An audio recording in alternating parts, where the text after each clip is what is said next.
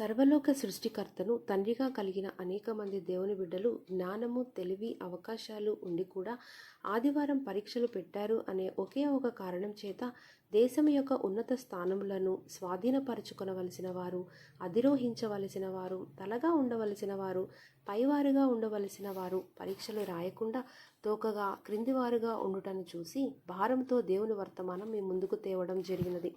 మానవులు కల్పించిన పద్ధతులను, మనుషుల పారంపర్యాచారాలను గైకొనకూడదు. ఇలా చేస్తే దేవుని వాక్యం నిరర్ధకము చేసిన వారమవుతాము. మనుషులు కల్పించినవి అని ఎలా చెబుతారు? పాత నిబంధనలో వ్రాయబడిన ఆజ్ఞలు కదా అంటారేమో. మనము తెలుసుకునవలసిన విషయం ఏంటంటే అది క్రీస్తునందు కొట్టివేయబడినది. మరి కొట్టివేయబడినది ఎందుకు ఉంది బైబిల్లో? మనం ఎందుకు చదవాలి అంటే ఈ సంగతులు దృష్టాంతములుగా వారికి సంభవించి యుగాంతమందున మనకు బుద్ధి కలుగుటకు వ్రాయబడినవి కనుక ఖచ్చితంగా చదవాలి. ఇంకా బుద్ధితో పాటు ఓర్పు, ఆదరణ, నిరీక్షణ, బోధ కలుగునట్లు వ్రాయబడి ఉన్నవి.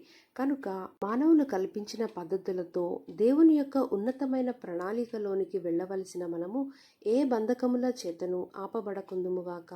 అలాగే అపోహలు, అవరోధాలు వదిలేసి దేవుని యొక్క ఉన్నతమైన పిలుపునకు కలుగు బహుమానం పొందినట్లు, గురి యొద్దకు పరిగెత్తునట్లు దేవుడు మనందరికీ సహాయం చేయునుగాక.